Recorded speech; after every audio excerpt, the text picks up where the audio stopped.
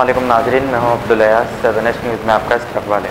Congress leader Usman Mohammad Khan ने कहा कि 10 जनवरी को NRC और CAA बिल के ख़िलाफ़ एक रैली निकाली जाएगी और आवाम से अपील की है कि इस रैली में शिरकत करें। आइए देखते हैं ये रिपोर्ट। अस्सलाम वालेकुम वरहमतुल्लाहि वबरकातुहू। जैसा कि आप सब लोग जानते हैं, 10 जनवरी को हैदराबाद में एक रैली मुनक्किद की गई है, जो करना भी चाहिए था क्योंकि ये NRC CAA जो एक्ट बना वो 12 दिसंबर को बना था। खैर हम लेट हो गए, मगर ये करना जरूरी था। और जैसा कि 4 को रैली हुई, मिलियन मार्च हुआ, माशाल्लाह से काफी कामयाब हुआ। मैं ये मैसेज देना चाहूंगा कि हर कोई इस मार्च में आइए, इस रैली में आइए और अपना एहतजाज जारी करें। दूसरी चीज मैं ये मैसेज देना चाहूंगा कि इस रैली को एक प्रोटेस्ट के तौर में लीजिए, ना कि कोई कंपटीशन, ना कि कोई कंटेस्ट, क्योंकि ये एक प्रोटेस्ट है।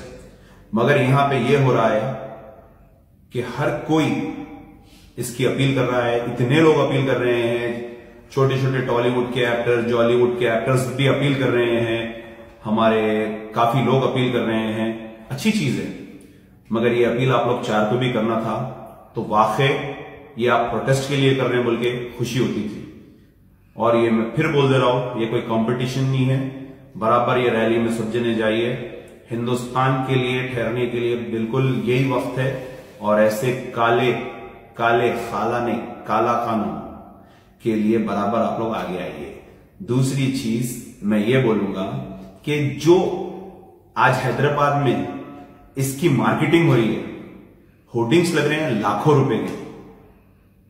अरे यही होर्डिंग्स की जरूरत नहीं है, आपकी एक अपील काफी है। आवाम निकलने के लिए बेचैन है, बिल्कुल निकलेंगे। जो होर्डिंग्स के लिए आपके पैसे वेस्ट हो रहे हैं, जहां 25 पुलिस स्टेशनों में जो लोगों को पकड़ा गया, जो मासूम लोगों को, जज्बा रखने वालों को लोगों को पकड़ा गया, आप वो पैसों से उनको छुड़ाइए। मजीद हर स्कूल में कॉरपोरेटर्स जाके बच्चे आना और स्कूल की बस में भर के बच्चों को वहां पे लेके आना। कल पेरेंट्स को बुलाना, पेरेंट्स की मीटिंग लेना और पेरेंट्स को बोलना कि वहां पे जरूर आना। होटल वाले के पास जाके तुम्हारी होटल से फला चीज भेजना। ये किस लिए है सब चीज? आवाम अपनी खुशी से बराबर आती, आप इसको सिर्फ एक प्रोटेस्ट के तौर पे लीजिए, बिल्कुल आएंगे लोग। इसके लिए इतनी मेहनत, इतना लोगों को बुलाना, क्या एक ही दिन में खत्म हो जाएगा? रेगुलर हमारे ऐसे प्रोटेस्ट करना है। और आप हद तो ये कर दिए कि आप जुम्मे की नमाज का टाइम चेंज कर दे रहे। आपके प्रोटेस्ट के लिए हर मस्जिद में 1 बजे की नमाज का ऐलान कर दिया। दादागिरी है ये, क्या है? अरे जो नमाज का मुकर्रर टाइम रहता, ये बिल्कुल वही टाइम पे नमाज होना चाहिए। 2 बजे से 5 बजे तक है। जरूर आएंगे, क्यों नहीं आएंगे? मिलियन मार्च में लोग नहीं आए, क्या होर्डिंग्स लगे थे मिलियन मार्च में? क्या इतने MLAs, इतने कॉर्पोरेटर्स, इतने हर कोई अपील करे थे? एक गली का लीडर मीटिंग्स हो रहे हैं, स्कूल्स में जा रहे हैं, स्कूल्स बंद करो बोल रहे हैं, बाजार बंद करो बोल रहे हैं। ये दादागिरी मत करिए। अवाम जरूर आती, बिल्कुल अवाम आएंगी। अवाम बेचैन है, अवाम नाराज है, ऐसे फालतू कानूनों से बिल्कुल निकलेंगी। हिंदू, मुस्लिम, सिख, ईसाई हर कोई आएंगे।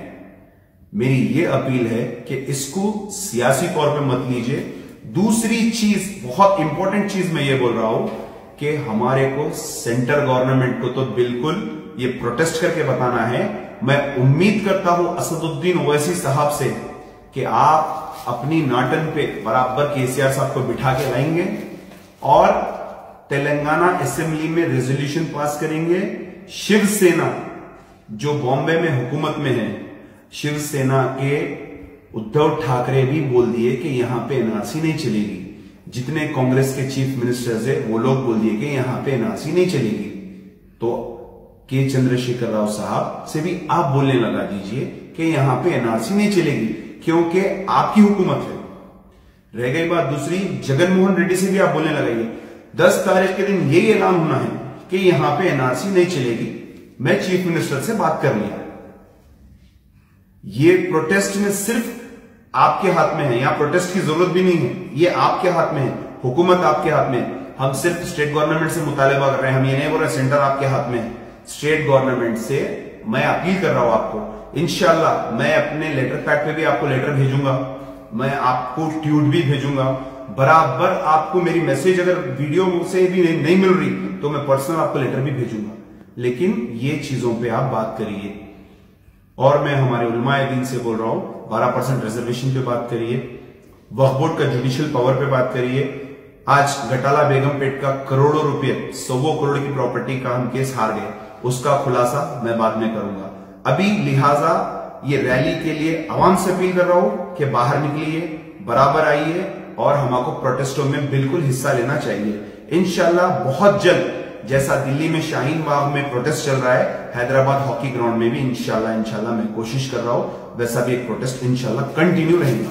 मेरी तमाम आवाम से गुजारिश है कि आप लोग बराबर 10 तारीख के दिन अपने घरों से निकलिए, खवातीन भी निकलिए, बूढ़े बुजुर्ग बच्चे बीमार हजरात भी निकलिए, अपना प्रोटेस्ट दर्ज कराइए। शुक्रिया, अस्सलाम वालेकुम।